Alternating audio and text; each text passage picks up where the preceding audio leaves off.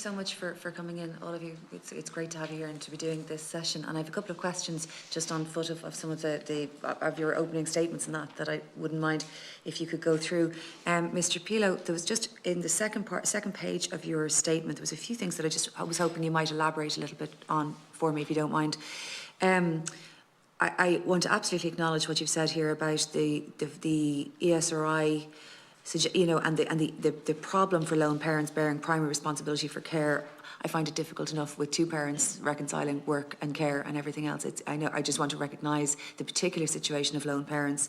But if you could just go through a little bit more, for example, what you say there about the combining social welfare payment with part-time work. Do you have any, can you just elaborate a little bit on that? And like you say, the structures should be changed and overhauled. Could you just give us some detail, just give us some examples, give us some detail on that? I also just wanted to ask you again, just a little bit more in terms of the universal basic income scheme. Always been a very interesting idea, and of course it's been piloted in certain sectors of the arts economy now at the moment, which is quite interesting. It'll be interesting to see how that works. But if you could just elaborate just a little bit more your thoughts on that. And then I was struck by the point that you made at the end in respect of gender inequalities. Men also, so, you know, just if you said you'd be happy to discuss that further, if you just wouldn't mind elaborating on that. And Ms. Byrne, there was one point that I just wanted to ask you about in relation to centre-based and home-based years care. If you could just describe more to me what you mean exactly by that, please. Thanks very much, Deputy. So, Mr. Pilo first, I think. To invite Mary to come in on some of those points, and I'll pick up where she hasn't. Is that okay, Mary? Can you hear me? Absolutely. Mary Roach. Sure, thank you.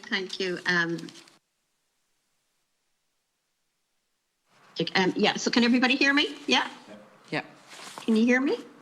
Yes. Yeah, sure, okay. I suppose just to respond to the questions and to elaborate on Damien's opening address is that we're here today, so it's the Gender Equality Committee, but I mean, we know now, research shows us that gender interacts with other organising categories such as race and class. So if you take gender and class together, it's within that kind of context that it helps us to talk about the position of lone parents. So if you like, they're marginalised and they experience discrimination and economic disadvantage on the basis of their gender because they're women, and women take the bulk of the caring responsibilities in Ireland and across the globe, and they're also parenting on their own. And then we know as well from our own Low Pay Commission, work done by the Low Pay Commission, that they're overwhelmingly positioned within the lower ranks, let's say, of the labour market, of the workforce. They're in precarious, low-paid employment. They have very poor working conditions. So then that, if you like, even if they are working, they're the working poor.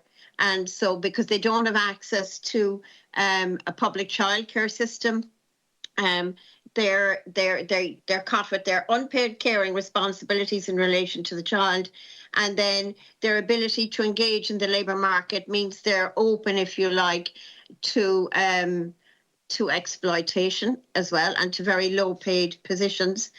So their ability, what you see then, that they're stuck in poverty, and all the reports going back 10, 15 years. And we know then that coupled with that, we've had changes to the welfare system. And since 2013, right up to the present time, we saw, if you like, the dismantling of supports that were traditionally there for them. So their entitlement to the one-parent family allowance stops once their youngest child reaches the age of 7. So there is, and I guess that explains Damien's statement around the need to decouple the welfare system if you want to address poverty and deprivation in lone parent households from labour market participation. And that brings back to the thing of a basic minimum income standard of living for every household. That you have we have to have a support network of income beyond which we're not prepared to let. Mary, I think, because even when these women are working, I think the line they still can't improve their lot. Sorry, there was a difficulty, I think, just with the connection for a minute there. Mary, you might just repeat that last point. I suppose it's that comes back to the statement of the need to decouple the social security system, the social welfare system, from labour market participation, because no matter what these women do, they can't improve their lot. So the onus has to be on the state to redesign a system that you can lift lone parent families out of poverty. Okay, thank you very much. Damien, I don't know if you want to add any more to that. Just a couple of things to follow up from what you asked in relation to the Universal Basic Income Scheme. Just to elaborate a little bit, that I think the research is quite shown, and the Vincent de Paul have done a huge amount of work on this, on the minimum income standards that are necessary. And we saw during the pandemic that when the PUP payments came in, they came in at a level that was recognised as needed to be able to live. Yet when people on a daily basis need a level of income to be able to survive, and it's much lower than what the PUP payments were. So it was connected to people seen as I suppose the right to work, are connected to work rather than the basic need for living to live. So TROR fully supports the whole idea of a minimum standard of income and a minimum standard of living, and that's connected to a whole range of service provision as well. That services publicly funded services need to be available. In relation to the question around the men and suffering from inequality and lack of opportunity and discrimination, it's primarily in relation to, I suppose, that the traditional sense of being recognised as the breadwinners rather than carers. And it's in that sense of carers within the system, and particularly what TROR works with in the sphere of parents who are not married. And this committee has already looked at Article 41 in relation to the constitutional change for recognition of family and the rights of parents that through marriage. There's a well recognition that people who are not married don't have the same protection and rights as married parents. And so in terms of care, the idea that unmarried fathers don't have automatic rights to guardianship, access and custody of their children. Even if they've been cohabiting for many years and the relationship breaks down, they don't have rights to access and custody of their children. They may have guardianship under the new regulations brought in since the Children and Family Relationships Act. So there are issues there in relation to the quality of care, and to take that care responsibility and share it out more equally between parents. Because that's why I wanted to ask you about it, because you absolutely acknowledge what you're saying there, but it goes further. Like, I mean, I've, a couple of constituents who've had difficulty with housing, with councils, that there's an assumption that they're not, just because they're not the custodial parent all the time, and it just isn't thought about in the same way. That's there, you're going into much deeper, like the inequalities in relation to application for housing, because if you're not seeing the children on a and through a court order, agreement, you can apply to local authority in some cases to get on the housing list for your own 2-bed house, if you're a 3-bed house, but often you're not seen as a non-custodial parent, and therefore your right to quality accommodation that's appropriate to meet your children and to have care responsibilities for children is not granted. And it's different throughout the country. So again, there's no uniformity across the country about how parents can access that. And different local authorities have different rules about how they will assess you for your housing need as a parent. Okay. I think Francis Byrne, you might want to come in now. There was another question Deputy Carol McNeill had asked. I think it was directed at you. Yes, thank you. The question, I think, was about our comment about the right to fully paid parental leave in the first year, and I suppose it's a caveat about families who may have pre-existing challenges before a baby is born, and as we all know, for lots of reasons, families can face challenges after a baby is born of all kinds. And in the context of a wraparound family support service, the absolute gold standard should be that parents are supported to stay at home, and that there's one parent at home all the time minding a child in the first year of its life. We absolutely agree with that. But there may be additional supports needed for a variety of reasons. As I've said, that maybe pre-existing may come up during the first year. So we're suggesting that there's a recognition of that, and that part of that could be the expert, high-quality early years care and education, even in the first year, as an intervention, as a family support intervention. And that our recommendations as a society and our understanding of that, we should be inclusive in our thinking around that.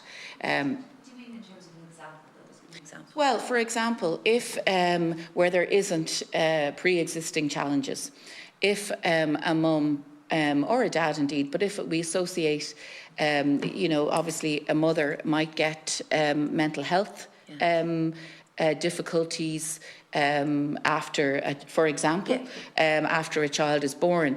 And it may be that a couple of hours a day with a childminder might help a mum in that situation, or indeed in centre-based care. And similarly, if there are pre-existing challenges for that family. So it's not that we are, I just want to make it really clear, Early Childhood Ireland absolutely agrees that in the vast majority of circumstances, the country should be supporting, the society should be supporting babies to be able to be at home with mum and or dad, depending on the circumstances of the family. But we also need to recognise, and it is recognised in verse 5, that there may be additional interventions needed. So we can't comfort ourselves and say, from now on, from some point in the future, creches will only be available for 1-year-olds up. If I was asked to say it in a probably a more coherent sentence, Deputy, that's what we're trying to... It's just a caveat that it's so important that babies are afforded the right to be with one or both parents during the first year, but that it doesn't always work for every family. But the bit that I was, sorry, Chair, the bit that I was just with this, sorry, it's just that there was no question of it becoming contingent on there being a problem, because, you know, there might be very...